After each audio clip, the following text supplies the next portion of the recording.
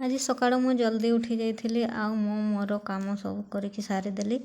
ତାପରେ ମୁଁ ମୋ ସ୍ୱାମୀକୁ କହିଲି ମୋତେ ଟିକେ ଆମ ଘରେ ନେଇକି ଆଜି ଛାଡ଼ିଦେବ। ନାନୀ ଫୋନ୍ କରିଥିଲା ଆଜି ସେମାନେ ଘରକୁ ପଳେଇବେ। ତ ମୋ ସ୍ୱାମୀ ମୋତେ ନେଇକି ଜଲ୍ଦି ଗାଁରେ ଛାଡ଼ି ଦେଇଥିଲେ।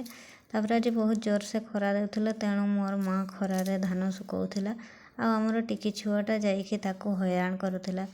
ତାପରେ ଭାଉଜ ଯାଇକି ତାକୁ ନେଇ ଆସିଲେ। ତାପରେ ଗଛରୁ ଗୋଟେ କମଳା ବିଛେଇକି ଦେଲେ।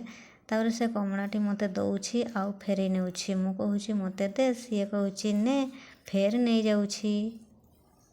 ଓ ଗେଲି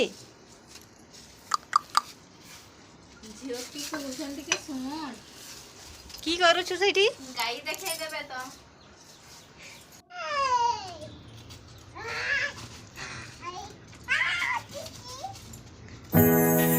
ପଳେଇଲେ